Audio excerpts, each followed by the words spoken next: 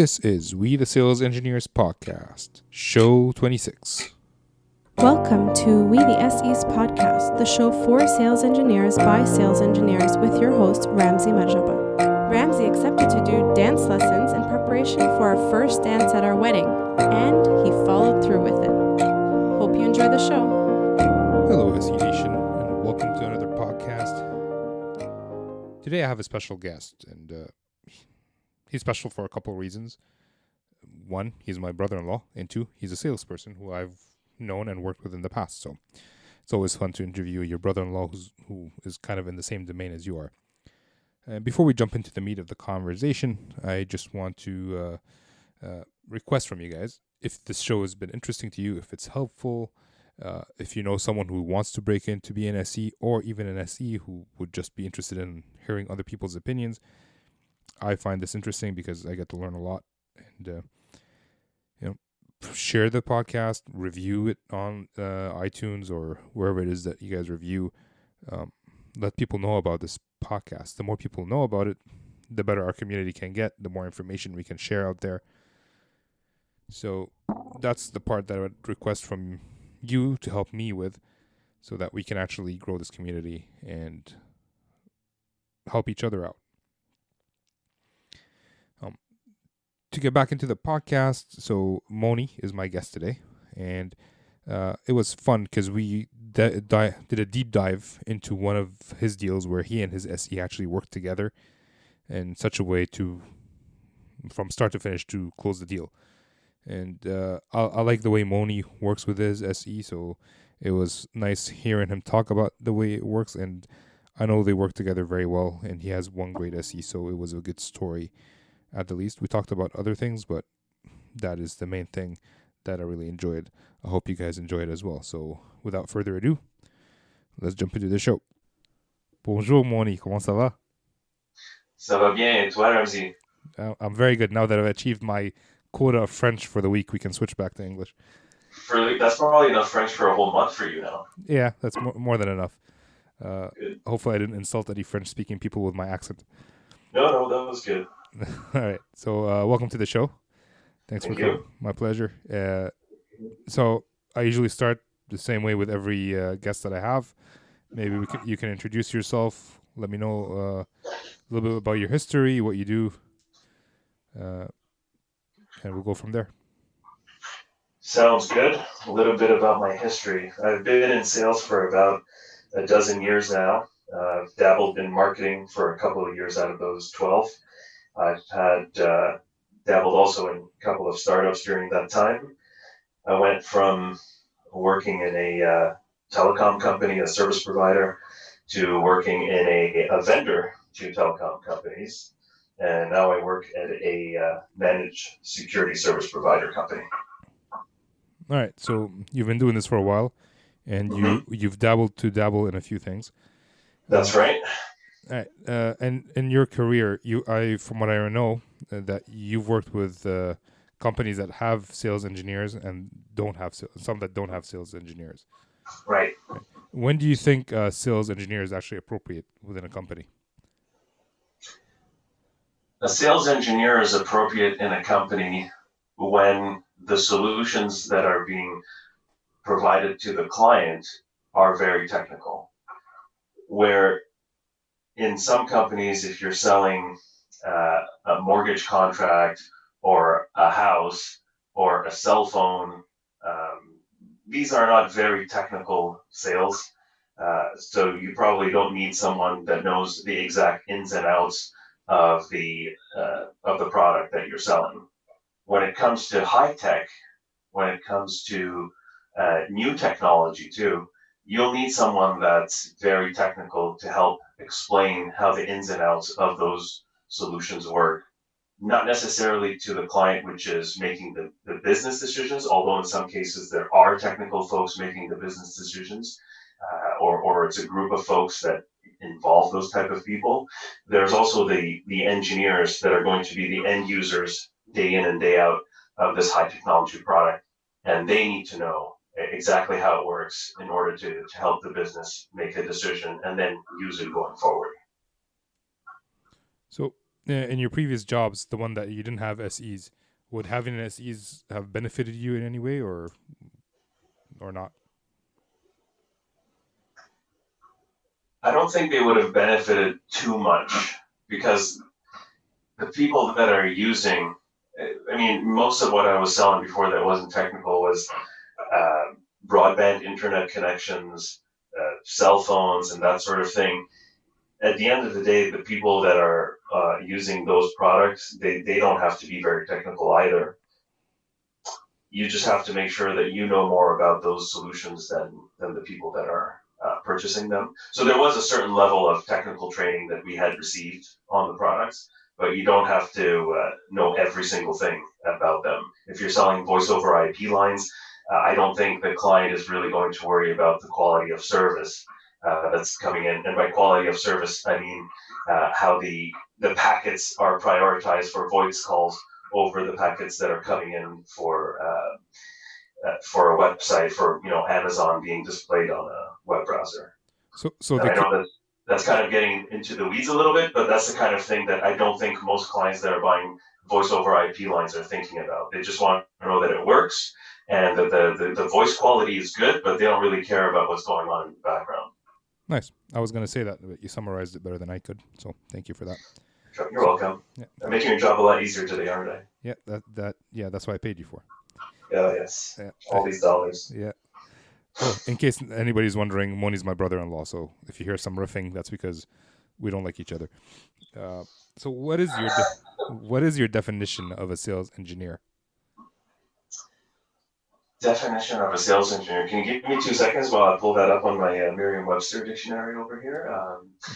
Definition of a sales engineer. A sales engineer is part of the sales team, which is going out into the wild and speaking to clients that are looking for a type of solution that the company might be providing.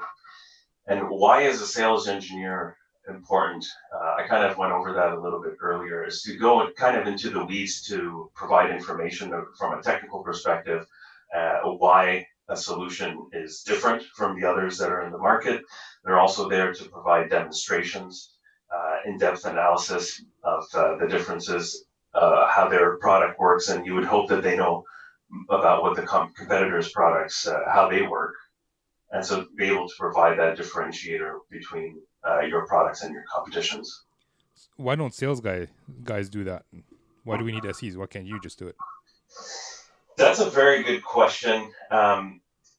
In my experience, if the salesperson, and I've heard of situations where the salesperson was also playing the role of the SE, that's a very tough position to be in. And the reason for that is because if you have to constantly be learning about new additions to your products, because most companies offer more than one solution, if you have to constantly be learning, training on these, a lot of folks have to travel to go to the training facilities. If you're traveling for that, you have to have an in-depth knowledge of other issues that are going on in your industry and how they're relevant to what you're trying to achieve from a solution perspective. And to also be running after clients, setting meetings, conducting those meetings, doing the demos, and then you're negotiating on contracts and closing the deals.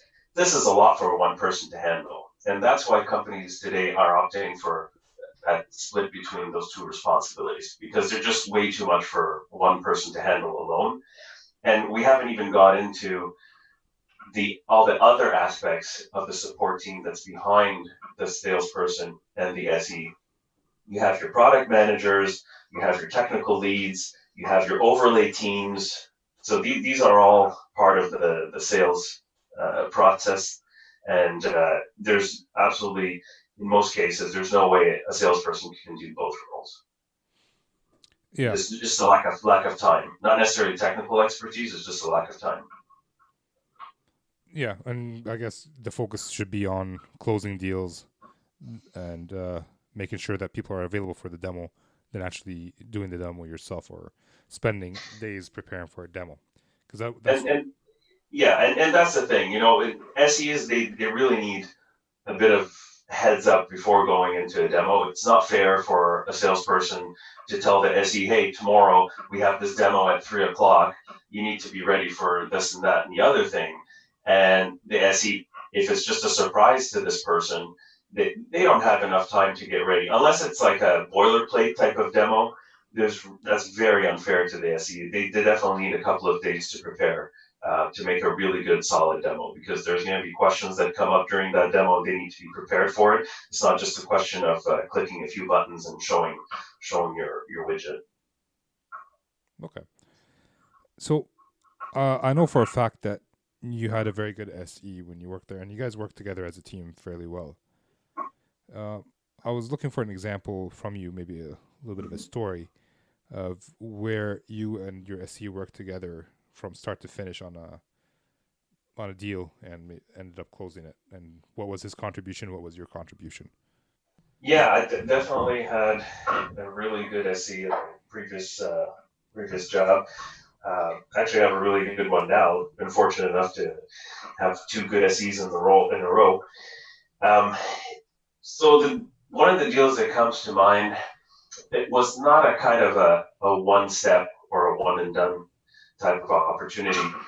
It was uh, multiple interactions that led to securing a deal, and the way that came about was we just spent a lot of time with the client, making sure that the original solution they had acquired from us was working very well for them, and uh, and at the end of the day, you wanted to help them become more efficient and more effective, because they're they didn't have enough experts on staff to be doing the type of work that needed to be done. They had a huge workload and a backlog of workload that needed to be accomplished. And one of the ways that we would help them to accomplish this workload was through automation. And there was there was kind of an automation piece to one of the solutions they had acquired to us, but it wasn't the powerhouse that they needed to implement a full scale automation program.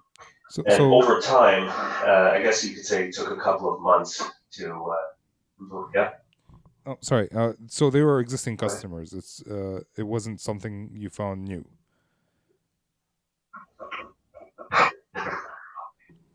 Customer, yes. Okay, and like, was it you who kept calling them? Was it your SE who kept calling on them to see that how's it going? Was it both? How did it go? This was an existing customer. You could say it was an existing customer, but the customer was still brand new. And we had planted the seeds early on for automation, because we knew their situation where they didn't have the right amount of experts on hand to do the work that they needed to do. So we had planted that early on, and we explained to them how it worked. But they also said, you know what, sounds great. It's not something we could do right now. Let's just move forward with what we need as kind of a starter package, and then we'll talk about automation later on. And talking when a when a client says, "Oh, we'll talk about this later on," it really means I need you to keep following up with me, because if you don't, I'm going to forget about it, and because I have a million other things to do. So going back to your question, how do we go about following up? It's a kind of a top-down, bottom-up approach, where we have to have an engineer level discussion about the benefits of going with a solution that you're into the story. And there was from a top-down approach, there has to be a managerial benefits discussion about what benefits it's going to get to them and what's the ROI going to look like. And that's one of the challenging parts, is discussing ROI, because sometimes it's very hard to calculate. Sometimes it's an intangible when you're selling software, or gains, because not every organization's ROI is going to look the same, because implementation is different across the board. And I have to give kudos to my former SE, because he really stuck with it with the engineer, and then the engineer really kept pushing management to make the acquisition, and to make budget for it. And the best ally for a sales organization is the SE, because the SE is more of a trusted kind of person when they go into an organization, having these conversations with the engineering folks. It's a different relationship that they have from anyone in the company. They're the best kind of quote unquote soldier that you could put in the field.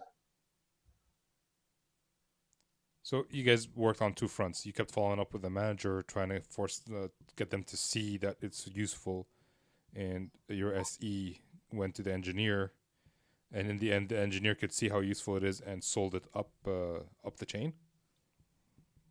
That's right. And there was a lot of time that was put in by the SE to literally hold the engineer by the hand and show them exactly how to do it. He built a base for the project that they wanted to implement. And once that was deeply rooted in there, it was almost like they didn't have a choice but to take it because it was so useful.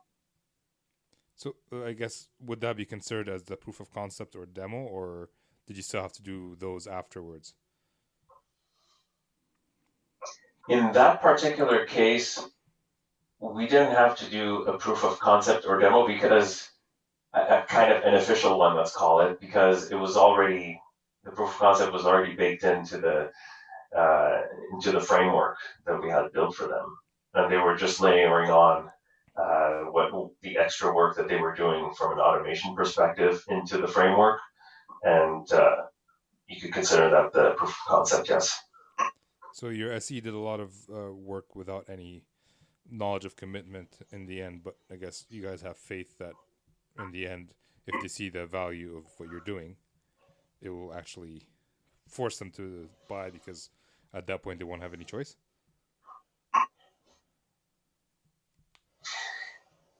Well, the way you position this right now, it seems like you're kind of hoping for something to happen. There was an element of hope, you could say, but mostly we knew that there was a requirement there, and the requirement that they had was coming from very high on up in the company. And if they didn't, if they couldn't commit, and if they couldn't deliver on this commitment that they had made to the very upper crust of the management, then a lot of people's heads were going to roll. So we knew that there was an importance in the project, and eventually we got wind that they were going to make some budget for different projects that were happening, and I made sure that they made budget for this automation project. And but it wasn't a done deal. There's so many competing products and so many different methodologies out there, and there was pushback. Obviously, there was pushback for sure, but we had to prove to them why our system was the best, and in the end, that's what we succeeded in doing. So when you say got wind, where did you get that wind from? Got wind from the manager. You know, his job is to get budget for the group and for the projects that they need. He's given a direction. You need to do X, Y, and Z for our American friends. And in order to do that, he has to find the right solutions. And he told us what couple of the projects that he was working on. We couldn't fulfill all of them because we obviously don't touch every single point of the solution space. But when it comes to that automation, we were able to fill that gap. And was there competition? You mentioned there are other solutions out there. Were your customers aware that there are other solutions out there? They were actively looking at other solutions. I mean, the manager in question, he has a very strong programming background. So his main objection was, well, why should I go with this software of yours when I could just program it myself? Okay, sure, go ahead, program it yourself, train your guys how to program. But what happens when these guys or these people leave? Are you going to be able to find the same expertise? Are you going to have to retrain new people on the programming language that you decided to use? I mean, I'm based in Toronto, and it's very, very hard to find people to build software. So developers, programmers, very few and far between, especially the really good. paying top dollar, even at that, even if you are paying top dollar, there's just not enough talent to go around for everybody.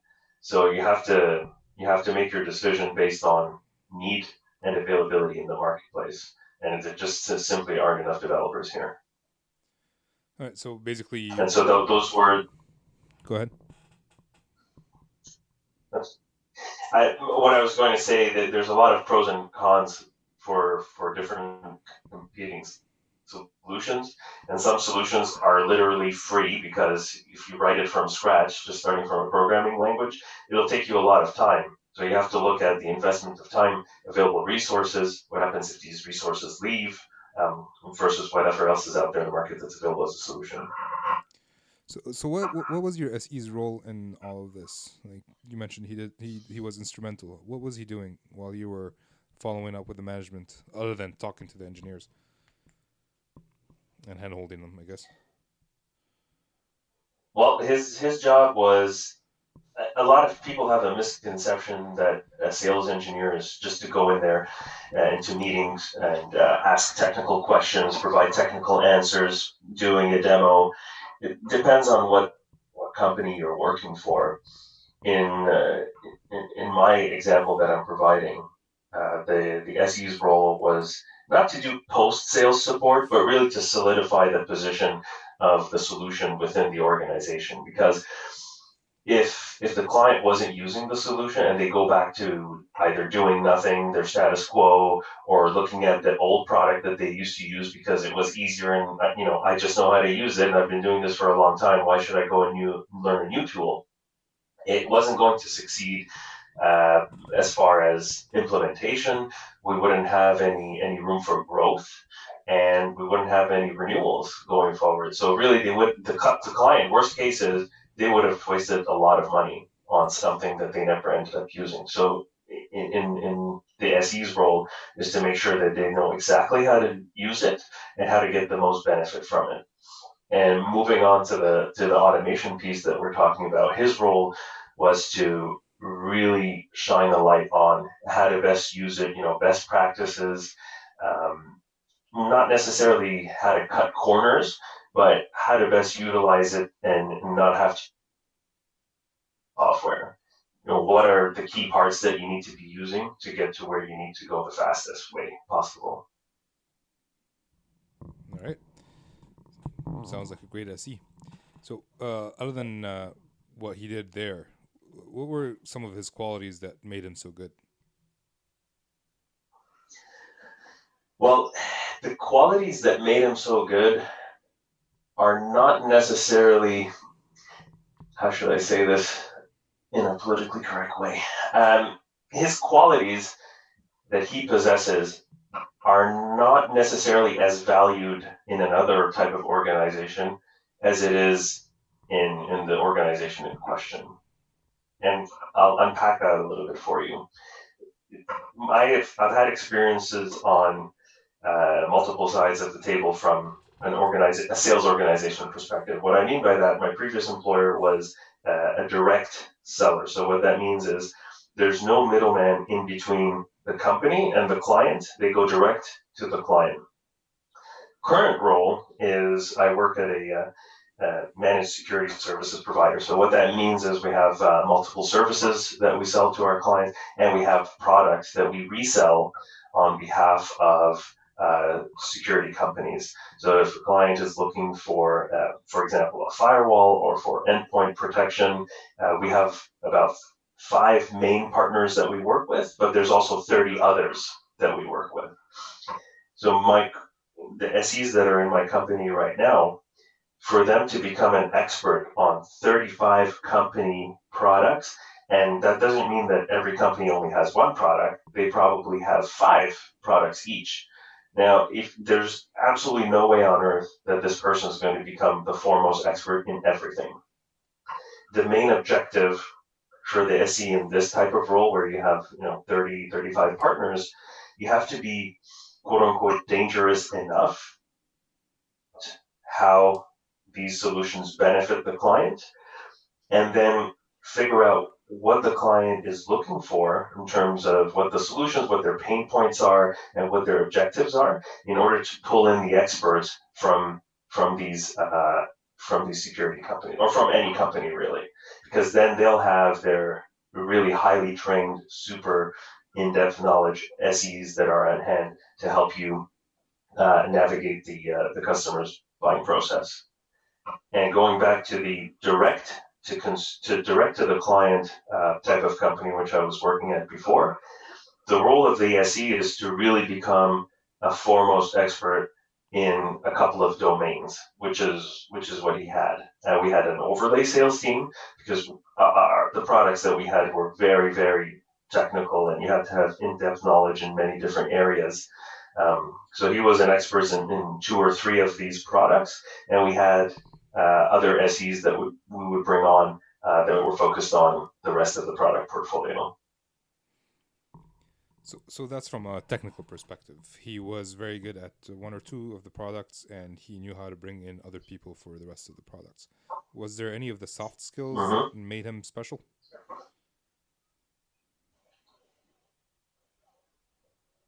There were definitely soft skills that made him special. He was able to build rapport. He was a very friendly type of person. He was very good at reading body language too. I mean, he still is very good at reading body language. So that's very helpful, because if I'm doing a presentation and I'm not able to keep an eye on everybody and know what's going on and the sentiment that's in the room, or maybe we're both doing that and then we compare notes. Oh, this person was paying attention, this person was not, this person was really into it, this person really didn't have any good feedback and that sort of thing. So yeah, his soft skills definitely were there, and he was also very kind of a influencer, you could say, because of how knowledgeable he is and how strong from a technical background he comes from. He's able to make solid recommendations to the client, and the client will trust what he's saying because he knows his stuff basically. So when we work with account managers like you and your SE, I feel like there should be some overlap between the skills of an SE and the skills of a account manager.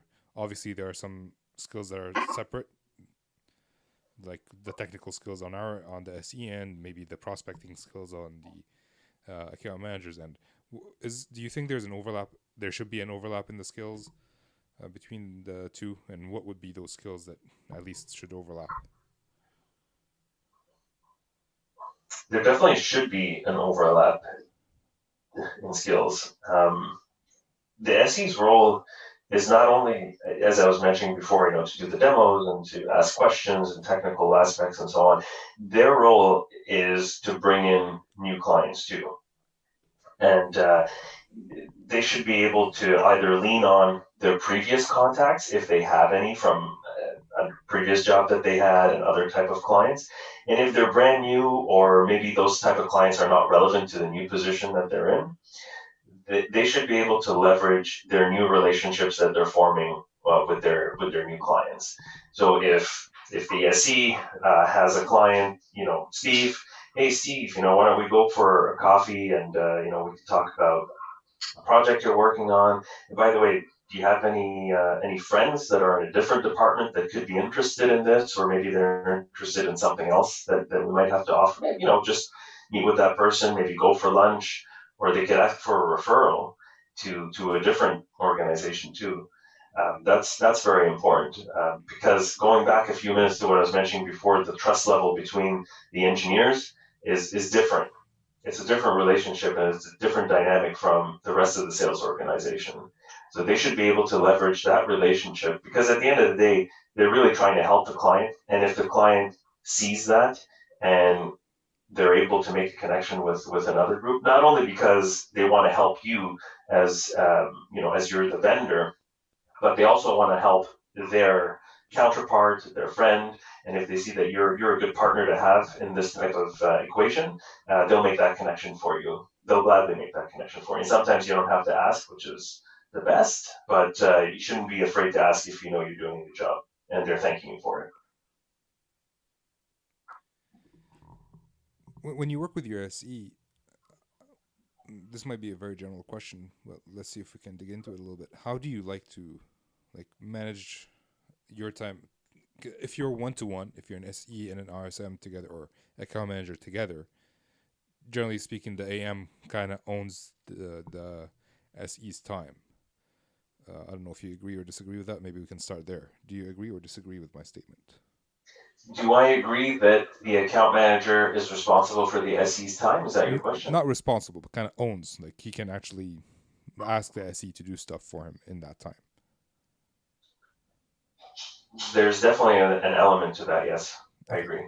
So when you work with your SE, how do you like to manage your time and his time so that you're both the most efficient and you can get most opportunities and deals closed? I'm a firm believer that the SE should be very technical, and I like to give enough time for the SE to do their training that they need. If there's new features that are coming out, if there's a new product, if there's a solution that we know a client is really keen on getting, but we don't yet have the expertise in that field, I'm a very big proponent that the SE should be learning about that. So I like to give my SE a lot of time to do the training that they require. But at the same time, we have to prioritize opportunities. We have to prioritize the deals that are coming in and the meetings with the clients. Sometimes the SE is not required in that type of meeting. Going back to your previous question, the overlap question that you had asked, I believe that the account manager, the technical salesperson needs to know a lot about the technology and the work that they're doing in order to have that technical conversation with the client. Because if the account manager doesn't know the solutions from a technical perspective, they're really not adding value in the conversation. And the client will ask you, well, what are you doing here? Why am I even working with you? Why don't I just work with your SE if you can't even give me half of the questions that I'm asking? And if the technical account manager doesn't have a strong background from a technology standpoint, they can't fish for opportunities. They can't ask the right questions. They can't listen out for the right trigger words that the client is looking for, or the pain points. If I can't figure out what pain points my client has and how that relates to the solutions that I'm offering, then there's really no reason for me to have a job. So that's something that's very important.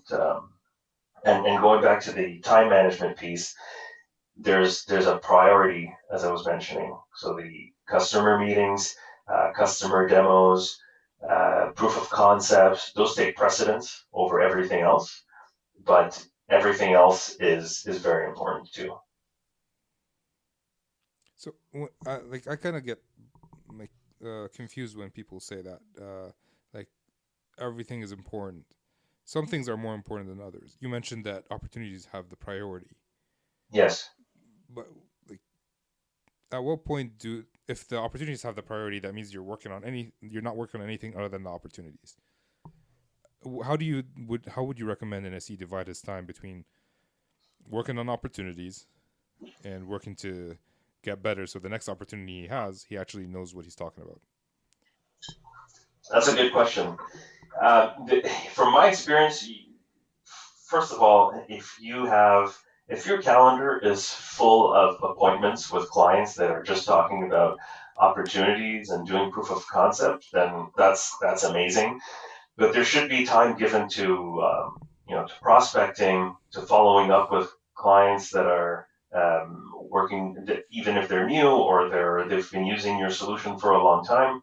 If you go back to the beginning of or your question about an example of a deal that the SE was very instrumental in, if he hadn't spent that time with the client to make sure the client was happy and they're well on their way, would have never gotten the future business. And even after that, I didn't say this at the time, but there's been a lot of recurring revenue that came from that client for expanding the system that they had acquired originally. So how do you go about prioritizing your time? Yes, go to those meetings, with the account manager. If the account manager doesn't need you in a meeting, if it's just a one-on-one with a manager talking about budget, the SE has nothing to do with that meeting. There should be no reason that the SE is there. That's when the SE can be doing their training. That's when the SE can be preparing for the demo. Another thing that's important is, if you mix the training aspect with the demo or the proof of concept, a lot of times the training and the learning can happen at the same time. So as the SE is preparing for the demonstration or for the proof of concept, this person is learning about the technology if it's a new feature, a new function. So those kind of things can go hand in hand. They're not mutually explicit. If that makes sense. It does. All right. Well, I guess that's a very good point to actually move on to the not so fire round, which you've never heard before because you don't listen to my podcast, even though you're my brother-in-law. But I'll ask you the question. I've listened to the podcast. That's not true. Okay, sure. All right, then if you listen to the podcast, then you know what the questions are. Go ahead. I don't know what the questions are. I know that I'm going to have 4 questions to answer, and I don't have much time to think about it. So, Yeah. fire away. All right. Well, it's not so fire round, so you can take your time. But other than a notebook and a pen, what is an essential tool that everyone in sales, whether it's a salesperson or an SE, should be using? Essential tool? Just, okay. I believe that a project management type of application is very important because I've used a lot of CRMs, many different CRMs, and there's no perfect CRM that's out there. Even people that are Salesforce evangelists, it's really not exactly what salespeople need on a day-to-day basis. Because if you're not organized, things will slip. And by things, I mean a customer follow-up, scheduling a demo, or even getting a quote out in a reasonable time. These things will slip. You might forget about this and that. Calendar is great, but really calendar, what you need it for is booking meetings and follow-ups. But if you have a project management tool, such as a planner to get ready for a proof of concept or a demonstration, or just even following up with your customers from a phone call perspective, these are very important tools to have. So I'm a big proponent of using project management software. Is there a project management software that you would recommend? There are so many. There are free ones that you can use, like Asana or Trello. People that are on Office 365, there's Microsoft Planner, although it leaves a lot to be desired, but it's still good to use. It's better than nothing. I started looking at one called Todoist. I haven't fully used it yet, but it looks kind of cool. So those would be some kind of top recommendations that people should be looking into. Okay. So is there a book or resource, whether it's a podcast, blog post, or a blog site, that every sales professional, again, salespeople or SEs, should be reading or listening to or exposed to? My opinion on going to one single source of information is that it's not the best way to go about it. So I listen to a multitude of podcasts. I read a multitude of blogs. Typically, what I like to do is follow different organizations and influencers on Twitter. And whenever I figure something looks really interesting, that's when I'll go ahead and click on the link and open it up. But as far as a definitive website that I go on a weekly or a daily basis for learning about sales, there really isn't anything, because most of it is, frankly, it's repetitive information. And unless it's something new or interesting, I'm not super interested in reading it. Do you want to share your Twitter handle? Yes, it's Moni, MONI _ Assi, ASSI. Okay. Mine Is is that one of my not so fire questions? Do we no. only have two left? No. Oh damn. It's a not so fire around questions because I get to follow up. So Oh, I see. that It's was a not fun. because I have time to answer. Yeah, no.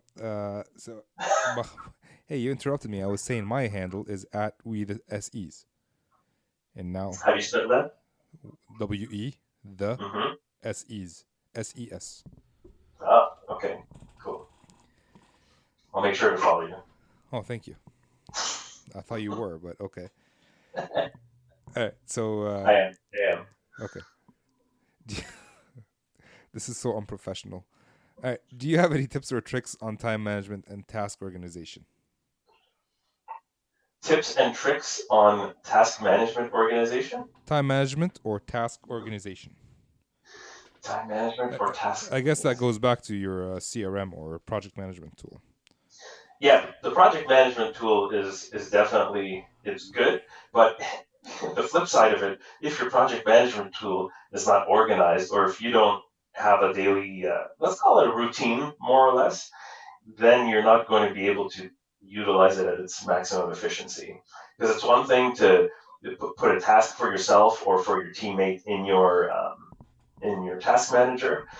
It's another thing to follow up when you say that you're going to follow up on the task. So if you give yourself a due date and a due time of, Wednesday, the 11th, I'm going to follow up at 4 p.m. and something comes in the way. Well, best practice is not to just ignore it, go in, reschedule it for another time when you think you can actually complete the task, and make sure you stick to that. What's your daily routine look like? Since you just mentioned you had one. Daily routine, obviously, that's going to change depending on travel, depending on meetings. But I like to get in a couple of some prospecting early on in the morning, especially depends on what role an account manager is in. Some people are in a farmer role, some people are in a hunter role. You definitely need to dedicate some time for prospecting or to follow up with the new clients at the very least.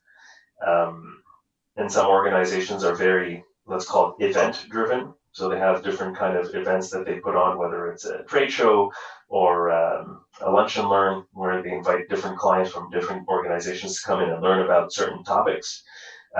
There's that you have to make sure to do, because if you don't have clients coming to your event, it's not going to be very successful. And those are very good at generating new leads. And then there's, of course, a mixture of, having client meetings, and then at the end of the day, doing what I like to call paperwork. So submitting proposals or quotations. Um, Typically, that's the way the day looks and works out to be. Okay.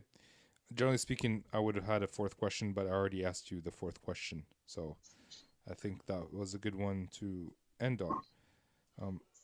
Where can people find out more about you if you want them to? People can find me on Twitter, which is the Twitter handle I gave you. You can put that in show notes if you'd like. You can find me on LinkedIn, Moni, Moni, Assi, Assi. Those are probably the best places to link up with me. Okay, awesome. That's it. That's all my questions. I appreciate your time, and we'll talk soon. Thanks, Ramsey. Appreciate it. My pleasure. Take care. You too. Bye. Well, that's it. That's the end of the show. Thank you guys for listening all the way through. Thank you for being here. I appreciate that you guys decide to spend time with me. And thank you, Moni, for actually doing this. I really enjoyed doing the deep dive into one of your deals. So thank you for that. And thank you guys again for listening. If, as I mentioned at the start of the show, if you were finding these podcasts interesting for you, spread the word. Help me spread the word. There's a lot of SEs out there who don't know about this. If you think it's good for them to know, by all means, do it. Share it on. I share it on LinkedIn. If you wanna follow me on LinkedIn, my name is Ramzi Marjaba. I hope you already know this. And I have my company LinkedIn website or whatever it is. It's called We the Sales Engineers. And finally on Twitter at We the SEs. The show notes will be at wethesalesengineers.com/show26. If you want to support me and the podcast so I can keep churning them out.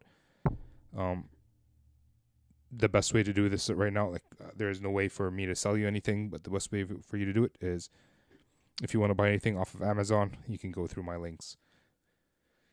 And that will help me a little bit.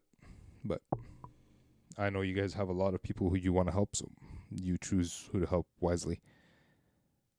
Thank you guys again, and that's it for me. Thank you. This is Ramsey, signing off.